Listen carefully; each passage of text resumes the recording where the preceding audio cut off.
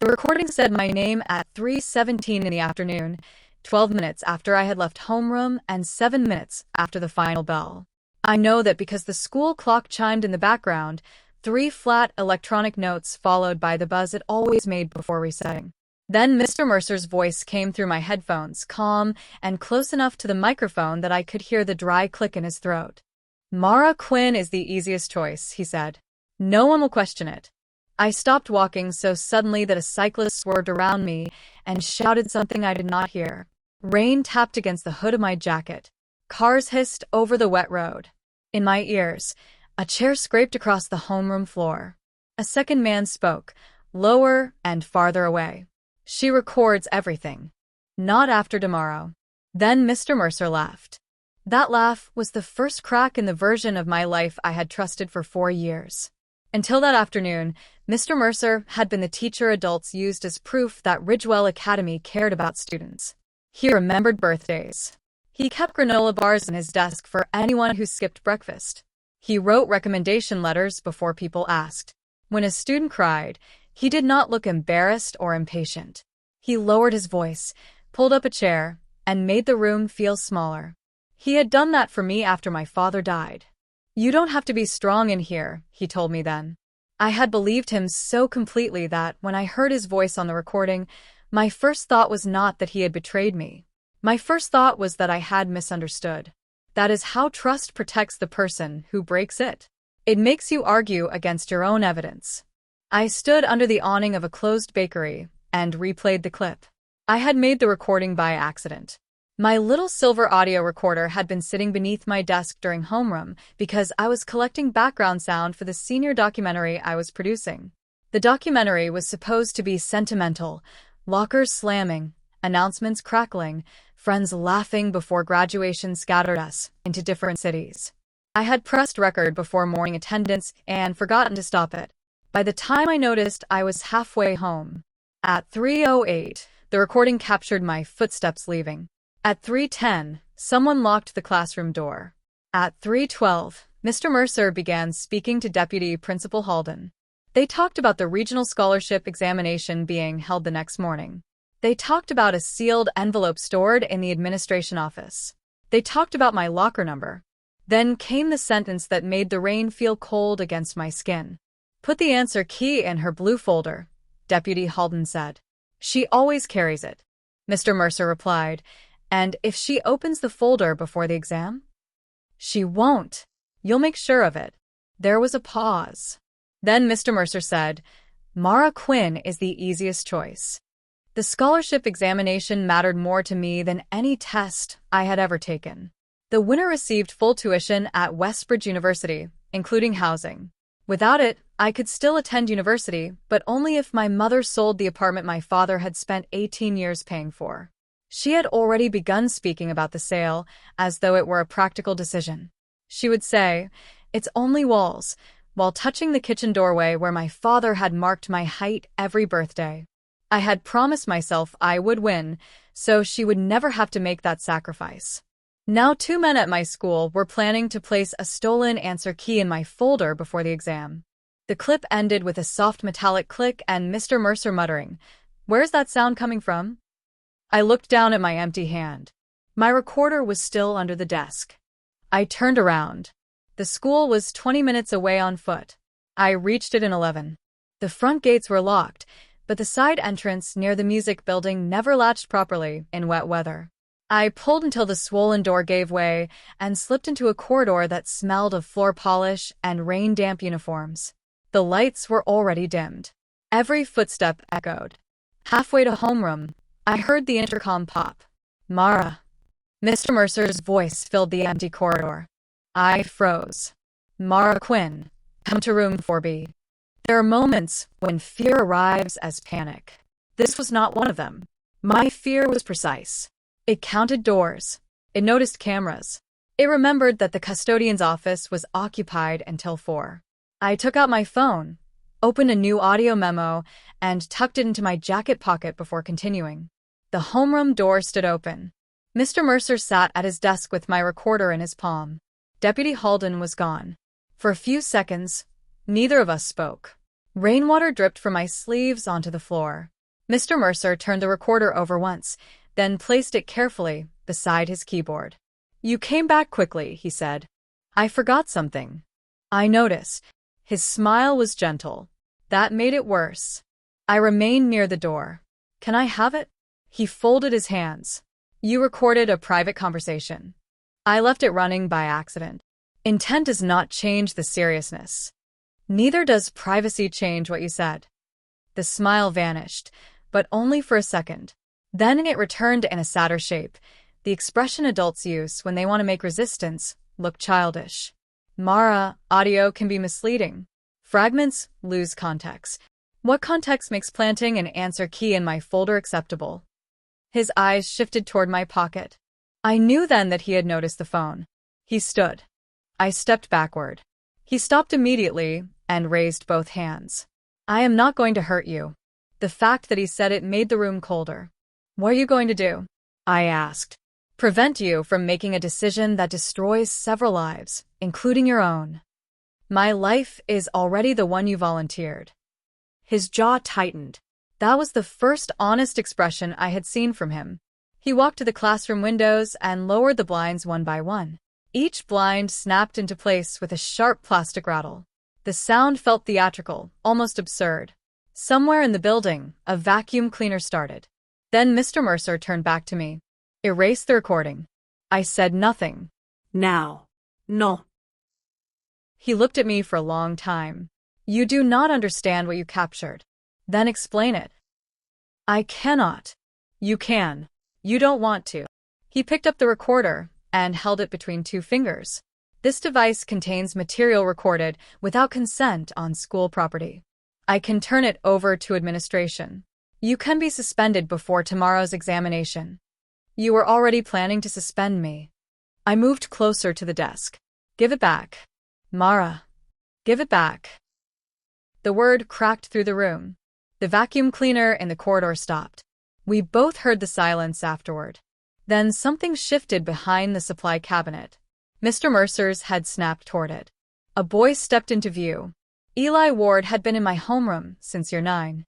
He was tall, pale, and usually invisible despite being both. He sat beside the window, drew mechanical birds in the margins of his notebooks, and had not spoken aloud at school for almost 3 years. People called him mute, though that was not technically true. He had spoken before the Founders' Night incident.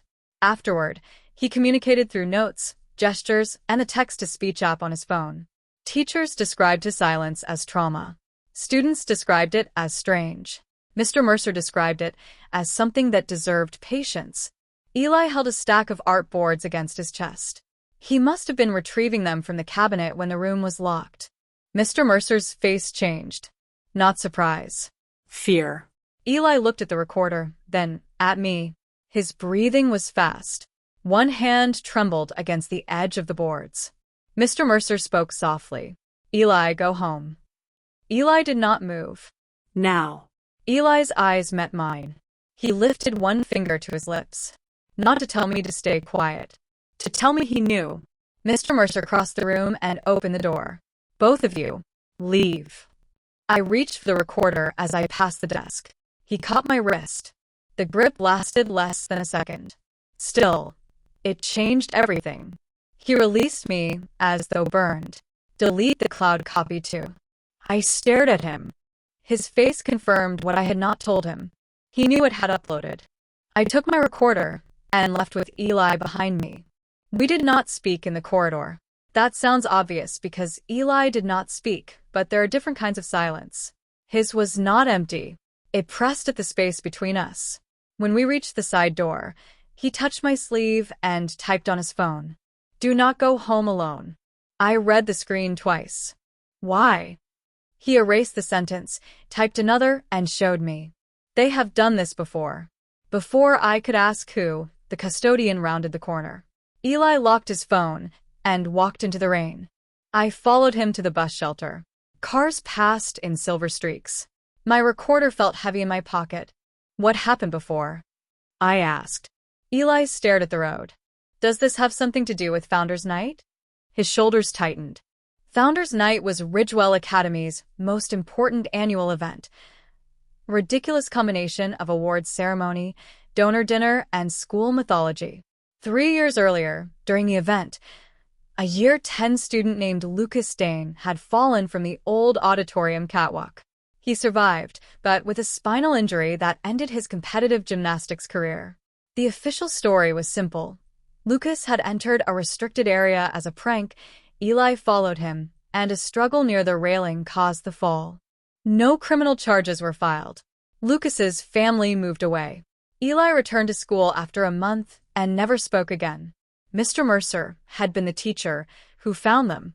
I had never connected any of it to me. Eli typer.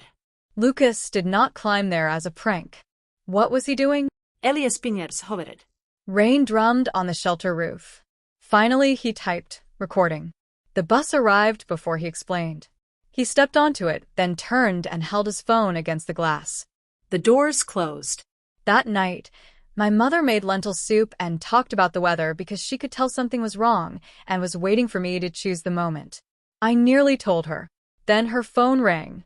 She answered, listened, and looked at me. Yes, this is Mara's mother. My stomach dropped. The call lasted under a minute. When she ended it, her face had gone pale. That was Deputy Principal Halden, she said. He wants us at school at 7 tomorrow morning. He said there has been a serious academic integrity concern. They had moved faster than I expected. What concern? He would not discuss it by phone. She gripped the edge of the counter. Mara, is there something I need to know? Yes. The word came out too quickly. Her eyes widened. I took out my laptop, opened the cloud recording, and pressed play. My mother listened without interrupting. She did not gasp when they mentioned the answer key. She did not ask me to stop.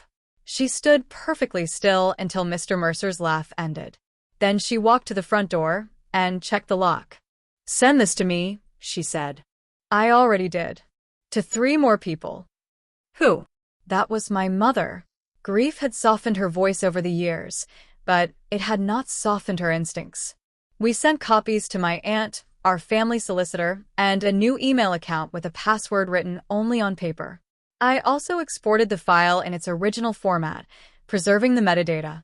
At 11:42 p.m., Mr. Mercer emailed me. Mara, tomorrow may feel frightening. Please remember that I have always wanted the best for you. Bring the recorder. We can resolve this privately before anyone makes an irreversible mistake. At 11:47, another email arrived. This one came from the school server. At 11:52, Eli sent me a file through an anonymous link. It was only 9 seconds long. A boy's voice whispered. Mercer changed the camera angle. Then a crash. Then Eli screaming one word. Lucas. It was the first time I had heard his voice. The next morning, Ridgewell Academy looked offensively normal. Sunlight reflected from the windows. Students carried coffee and complained about the scholarship exam.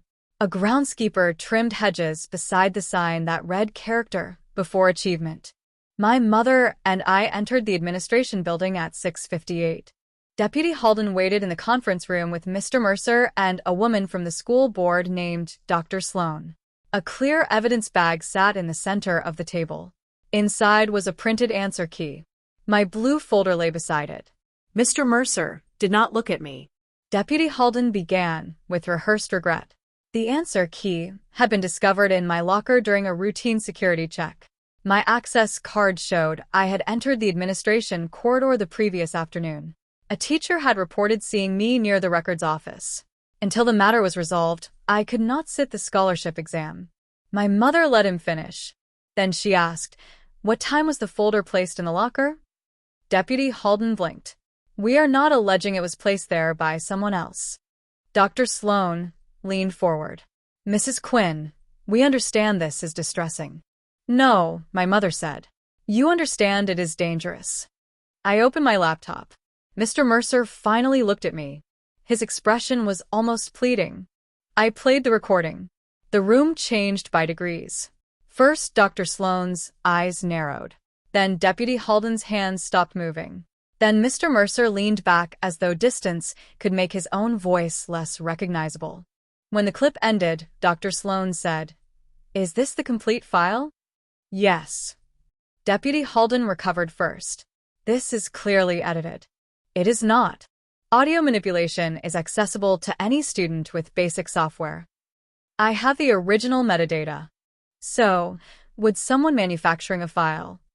My mother laughed once, without humor. "That is your response?" Dr. Sloan looked at Mr. Mercer. "Is that your voice?" He stared at the table. "Mr. Mercer?" Silence. For one wild second, I thought he might confess. Instead he said, "The phrases are mine. The arrangement is not." My chest tightened. He had found the only defense that could survive the first minute: admit the voice, deny the sequence. Deputy Halden pushed the evidence bag toward us. And unlike a digital recording, this is physical evidence. I looked at my blue folder. A tiny crescent of mud marked the bottom corner. I had not noticed it before. The mud was red. Ridgewell's sports field had red clay around the long jump pit. Eli often sat there during lunch because it was quiet. A thought struck me so sharply, I stopped breathing. I turned to Mr. Mercer. "Where is Eli?" His face did not change. That was the answer. I stood. "Where is he?" Dr. Sloan frowned. Who? Elivod. Deputy Halden said, "This meeting concerns you." He witnessed Mr. Mercer taking my recorder. Mr. Mercer's chair scraped back. "Mara, be careful." No. "You be careful." My mother placed a hand on my arm, not to stop me, but to steady me. I opened the 9-second file Eli had sent and played it. Mercer changed the camera angle. Crash. "Lucas." Mr. Mercer closed his eyes. Dr. Sloan stared at him. "What is that?" He did not answer. A burst of static filled the room. "Please check the auditorium projector." Eli's text-to-speech voice. Deputy Halden stood so quickly his chair tipped over. We ran. The auditorium was already filling with students scheduled for the scholarship exam. Teachers stood in the aisles, confused. On stage, the projector displayed a frozen security image from 3 years earlier. The image showed the old catwalk. Lucas stood near the railing with a handheld recorder. Eli was beside him. Mr. Mercer faced them. And behind Mr. Mercer stood a fourth person. Deputy Halden. The image vanished. A countdown appeared. 10, 9. "Turn it off," Deputy Halden shouted. 8. Mr. Mercer did not move. 7. A teacher hurried toward the control booth, but the door was chained from inside. 6. Students raised phones. 5. Deputy Halden grabbed a microphone. "Everyone leave the auditorium immediately." 4. No one moved. 3. My heart hammered. 2. The screen went black. Then Eli's face appeared live. He sat inside the control booth, wearing headphones. His hands shook, but his gaze was steady. He held up a card. A second card. "You did not erase the audio." Then he pressed play. The sound that filled the auditorium was rough, distant, and full of electrical hum, but the voices were clear enough. Lucas said, "I recorded you changing the exam scores." Deputy Halden answered, "You have no idea what you are accusing us of." Mr. Mercer said, "Give me the recorder." Lucas refused. A struggle followed. Shoes scraped metal. Elisoter. Mr. Mercer yelled, "Stop." Deputy Halden said something I could not make out. Then came the crash. Hundreds of students went silent. On the recording, Lucas groaned below. Eli began calling for help. Deputy Halden's voice cut through the panic. "The camera caught us." Mr. Mercer replied, then changed the angle. The file ended. The silence afterward felt alive. Deputy Halden raised the microphone again, but no sound came out. Someone in the control booth had cut it. Eli appeared on stage through the side door. He walked slowly, carrying his phone and a small black recorder. Mr. Mercer stepped into the aisle. "Eli," he said. "Please." Eli stopped. Every face turned toward him. He lifted his phone. The synthetic voice said, "You told me Lucas would lose medical care if I spoke." A murmur swept the room. Mr. Mercer looked stricken. "I was trying to protect him." Eli typed again. You told me my mother would lose her job. That was Halden. Deputy Halden backed toward the exit. Two school security officers blocked him, not because they understood everything, but because Dr. Sloan had reached the aisle and ordered them to. Mr. Mercer took another step toward Eli. I made mistakes. I was afraid. Eli's fingers moved across the phone. You were afraid of losing your position. Mr. Mercer whispered. Yes. The word reached only those nearest him. Eli looked at the students, the teachers, the phones recording from every row. Then he put his own phone down. His mouth opened. No sound came at first.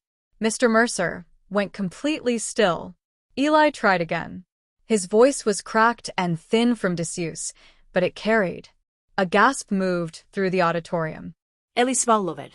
You watched me stop speaking, and you called yourself patient. Mr. Mercer's face collapsed. That was the moment his silence broke too. Not with a dramatic confession. Not with one clean sentence. It broke messily like glass under pressure. He said Halden had ordered the cover-up. He said he had only meant to take the recorder. He said Lucas stepped backward. He said the school's donors had threatened lawsuits. He said the altered exam scores had begun as favors for two families and expanded over years. He said my name had been chosen because I was a scholarship student with access to editing software, because accusations against me could be framed as ambition. He kept talking. Every explanation made him smaller. But that was not the end. Exposure is loud. Consequences are slow. Ridgewell closed for 3 days. The school board announced an external investigation and used phrases like historical governance failures. Deputy Halden was charged with evidence tampering, coercion, and fraud related to altered academic records. Mr. Mercer was suspended, then dismissed. Lucas Dane's family returned to the city to reopen their civil case. My own accusation was withdrawn before noon. The school offered me a private apology. I refused it. I asked them to read it at assembly. They declined. So, I read their refusal on my podcast. On the 4th morning, I received a padded envelope with no return address. Inside was a memory card and a note written in block letters. The homeroom recording was not an accident. I read the sentence standing in our kitchen. My mother took the card from my hand before I could insert it into my laptop. We scan it somewhere else, she said. We brought it to our solicitor, who had a forensic technician open it on an isolated computer. The card contained one video. It showed my homeroom classroom from the rear corner, filmed the afternoon before everything happened. Eli entered first. He looked directly at the hidden camera, walked to my desk, and placed my recorder underneath it. My stomach turned. He had arranged the accident. The video continued. Eli checked the recorder, then returned to the supply cabinet with his artboards. 10 minutes later, I entered for afternoon homeroom and sat above the device, without noticing it. My anger arrived late, but complete. Eli had used me. He had known Mercer and Halden planned to meet in that room. He had known my recorder uploaded automatically because I had demonstrated the feature during Media Club. He had placed it beneath my desk so the file would connect to my account, attach to my name, and force me into a fight I had not chosen. When I confronted him, he did not deny it. I am sorry, the synthetic voice said. That is not enough. I know. You planted evidence on me before they planted evidence on me. His eyes lowered. You knew they would choose me? He typed for a long time. I knew Mercer needed a student who could be discredited. I thought the recording would stop him before he acted. You thought wrong. Yes. Why my desk? Because your account made copies. So use my software. Risk my scholarship. Let them search my locker. I did not know about the answer key. You knew enough. The librarian glanced toward us. I lowered my voice. Why didn't you send me the old recording directly? Eli's fingers stopped. Then he typed, I was afraid you would delete it. The sentence hurt because part of me knew he might have been right. Before hearing Mercer name me, would I have believed Eli? Would I have challenged the teacher who had comforted me after my father's death? Or would I have delivered the file to Mercer, trusting him to explain? My uncertainty did not excuse Eli. It made me angrier. You decided what kind of coward I was before giving me a choice. His face tightened. He wrote by hand this time. I decided what kind of coward I was. Then he pushed the notebook toward me. 3 years earlier, Lucas had asked Eli to help record proof of altered exam scores. Eli agreed, but when Mercer demanded the recorder on the catwalk, Eli froze. After Lucas fell, Eli gave Deputy Halden the original device in exchange for a promise that an ambulance would be called immediately and Lucas would receive the best care available. Halden copied the file, erased the visible evidence, and later returned a damaged recorder. Eli had discovered a backup months later, hidden on an old family computer. He kept it for nearly 3 years. He had not been silent because he had nothing to say. He had been silent because every possible sentence began with his own shame.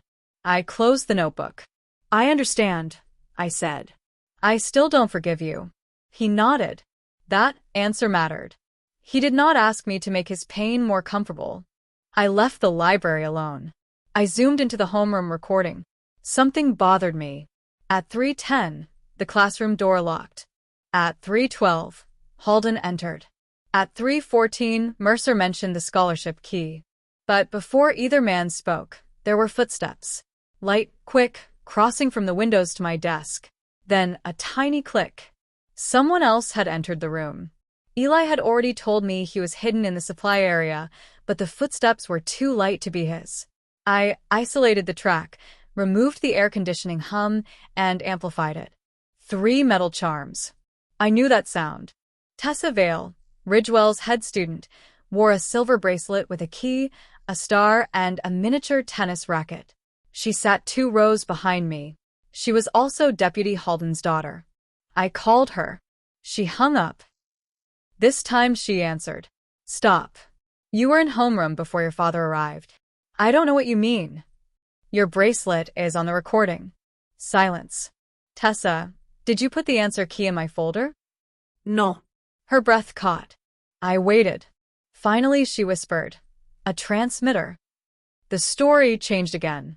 Tessa met me that evening in the underground car park beneath a supermarket. She wore a baseball cap and kept checking the lifts. I almost laughed at the drama of it until I saw the bruise around her wrist. My father did not give me that, she said quickly. I did it carrying boxes. I had not asked. She handed me a small black device the size of a coin. It broadcasts audio over short range, she said. Mercer used them during oral examinations. To feed answers. The altered scores were only part of the scheme. For years, wealthy families paid for private academic coaching through a company controlled by Halden's brother. During important interviews and oral assessments, Mercer placed tiny transmitters near selected students. Someone in an adjacent room whispered prompts into concealed earpieces. Lucas had discovered the system when he heard voices through a theater headset operating on the same frequency. He followed the signal to the catwalk and began recording. Why were you planting one under my desk? I asked. Tessa stared at the concrete floor. My father wanted the scholarship exam compromised. Not just you. The university had started asking questions about unusual score patterns. He needed the entire regional program canceled before they audited older results. But why frame me? Because you were expected to win. The answer landed differently than I expected. I had assumed I was chosen because I was vulnerable. I was. But I had also been chosen because my genuine score threatened years of manufactured rankings. Tessa continued. The transmitter would make it look as if someone fed you answers during the exam. The printed key was backup evidence. Why tell me now? Because my father says Mercer acted alone. And Mercer kept records. She gave me a password. That was all. No apology. No claim of innocence. She walked away before I could ask about the bruise again. The password opened a hidden folder in Mercer's school cloud account. There were invoices, audio files, student lists, and payment schedules. Beside each name was a code: P for prompting, A for altered marks, D for disciplinary leverage. My name had an entry. Mara Quinn, D, father file. I stopped breathing. My father had worked as an electrician contracted by Ridgewell Academy. 6 months before his death, He told my mother he had found unsafe wiring in the old auditorium and refused to certify it. The school hired another contractor. Dad died later in an unrelated road accident, or so I had always believed. The folder contained scanned complaints he had submitted, photographs of exposed wiring, and an email from Mercer to Halden. Quinn is persistent. If the auditorium inspection becomes public, the founder's event must be cancelled. Use his daughter's bursary application as leverage. My scholarship to Ridgewell had not been generosity. It had been silence purchased in my name. I called my mother into the room. She read the email and sat down slowly. You knew he complained?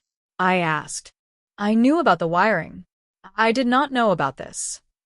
Did they offer my bursary afterward? Her face answered before she spoke. 2 weeks afterward. The room tilted. Every memory of Ridgewell rearranged itself. The proud photograph outside the gates. Mr. Mercer welcoming me personally. My mother crying when the bursary letter arrived. My father saying nothing during dinner, turning the envelope over and over in his hands. He had known. Why didn't he refuse? I asked. My mother's eyes filled. Because you wanted that school. I walked to the kitchen doorway and touched the pencil marks measuring my childhood. The highest mark, drawn by my father the week before his death, suddenly looked like evidence. I wanted to break something. Instead, I opened a new project on my laptop. The school board had scheduled a public meeting for Friday. They expected angry parents, carefully worded apologies, and perhaps a few resignations. They did not expect a documentary. I had 4 days. During those 4 days, I called Lucas, Eli, Tessa, and former students willing to speak. Lucas refused tragic music and threatened to sue if I added piano. Eli approved his synthetic voice. Tessa agreed to appear in silhouette. Together, their accounts connected altered marks, hidden transmitters, unsafe railing, and systematic intimidation. I built the documentary from their testimony, my father's records, and the sound that had begun everything. Then I recorded myself. That was the most difficult part. I sat alone in homeroom after the investigators released the room. The walls were bare because students had removed photographs and farewell notes. Mr. Mercer's desk had been sealed with evidence tape. I placed my recorder beneath my old desk. My name is Mara Quinn, I said. This room taught me that silence is not the absence of sound. It is work. Someone has to threaten. Someone has to doubt herself. Someone has to decide comfort matters more than truth. Silence is built every day. I paused. Then the classroom door opened. Mr. Mercer stood in the corridor. He had been released pending further investigation and was prohibited from entering school grounds. Yet there he was, unshaven, tie missing, visitor badge clipped crookedly to his shirt. I did not stop recording. You should not be here, I said. I need 5 minutes. You told me 1 minute of audio could destroy lives. I was right. No. You were responsible. He stepped into the room but left the door open. Perhaps he wanted me to notice. I heard about the board meeting, he said. You have documents you do not understand. I understand invoices. Halden controlled the money. You controlled students. His eyes moved to the recorder beneath my desk. You are making another program. Yes. About your father? The question cut through me. What do you know about his death? Nothing beyond the police report. Do not lie now. I am not.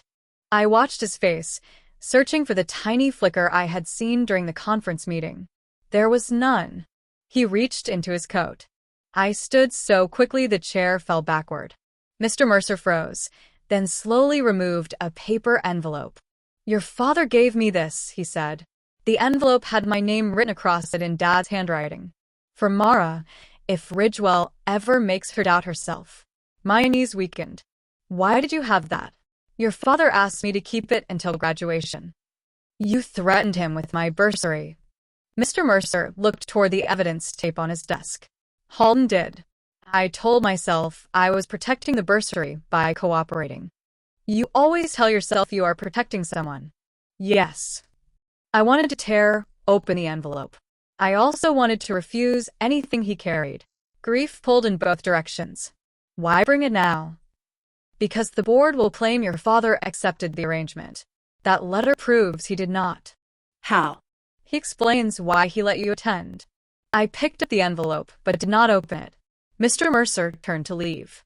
Wait. He stopped. Did you know Eli planted my recorder? No. Did you know Tessa planted the transmitter? Yes. The answer came too easily. You could have warned me. Yes. You could have walked into that auditorium 3 years ago and told the truth. Yes. You could have spoken at the conference table. His shoulders lowered. Yes. Every yes was quieter than the last. Then why are you here? He looked at me. Because I kept waiting for one courageous act to cancel years of cowardice. It does not. For once, he had said something true. I did not forgive him. I let him leave. The letter from my father was only 2 pages. He wrote that Ridgewell had offered my bursary after he reported the auditorium hazards. He suspected the timing was deliberate. He accepted because he believed I deserved every opportunity, but he kept copies of his reports and intended to continue pursuing repairs. He wrote that institutions often make young people feel grateful for things they already earned. Never confuse access with permission, Mara. A door opening for you does not mean the person holding it owns your silence. On Friday, the school board meeting overflowed into the auditorium. That felt appropriate. Parents filled the seats.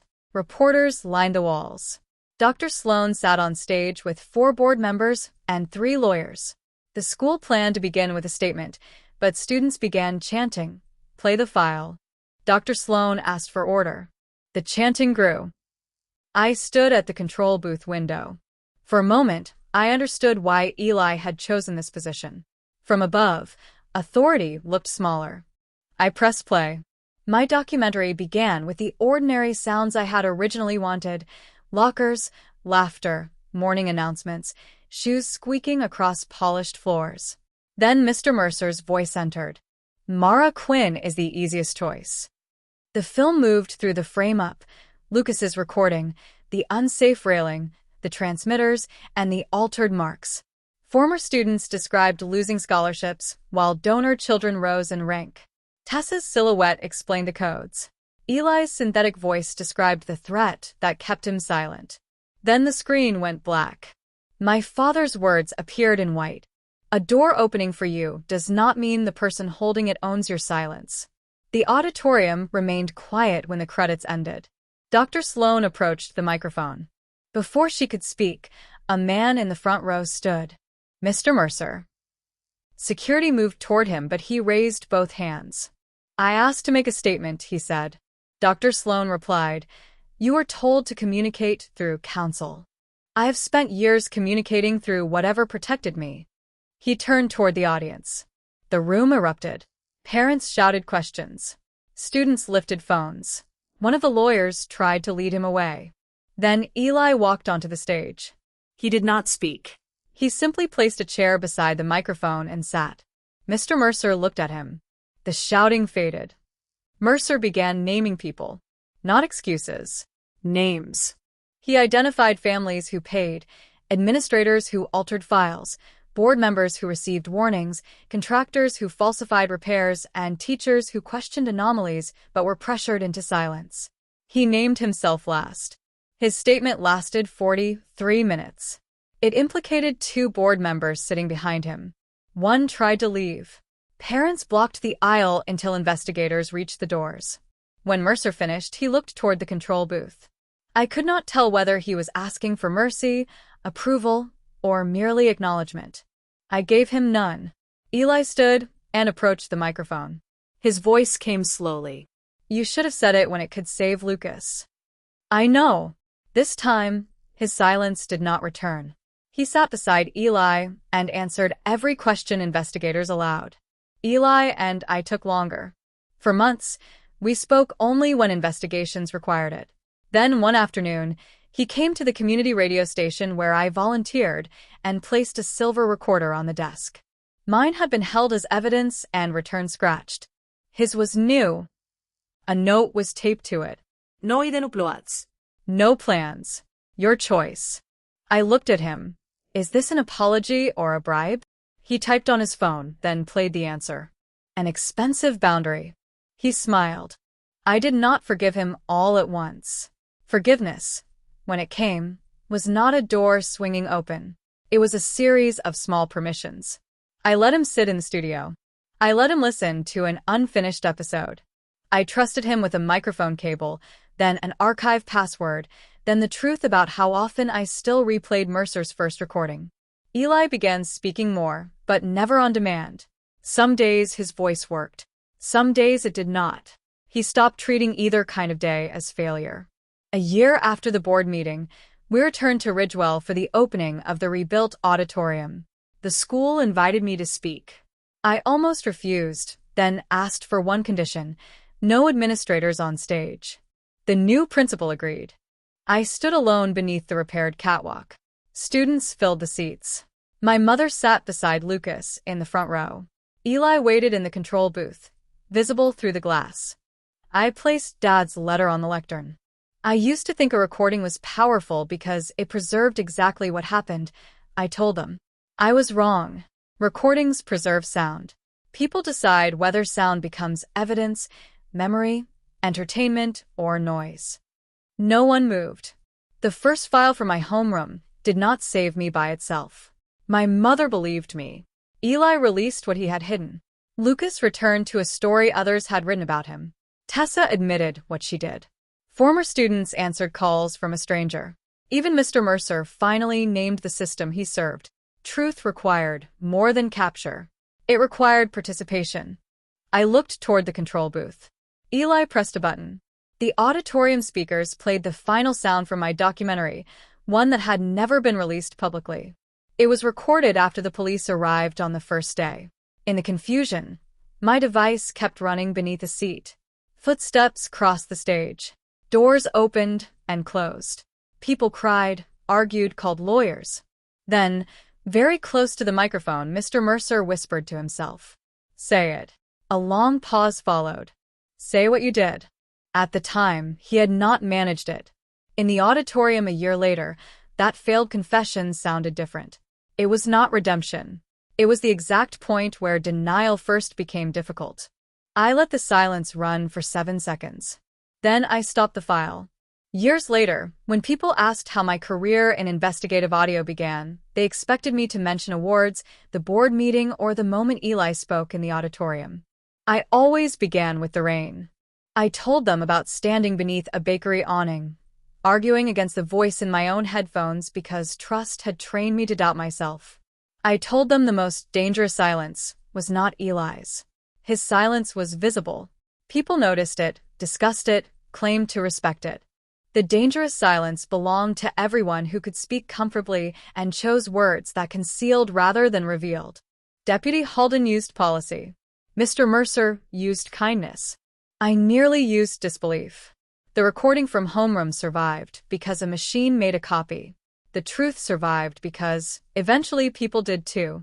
I still own the silver recorder Eli gave me. The casing is dented now. The battery door is held closed with black tape.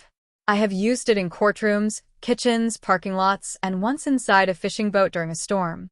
It has captured confessions, denials, laughter, static, and long stretches where frightened people gathered the courage to continue. On the back, beneath the tape, I engraved a sentence from my father's letter. No one owns your silence.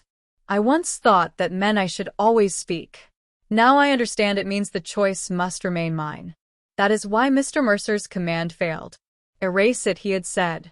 He believed silence was a blank space he could create by removing a file. He did not understand that silence keeps shape. It remembers the pressure placed around it. It waits inside people, inside rooms, inside the pause after question. And sometimes, when enough truth presses against it, silence does not fade. It breaks.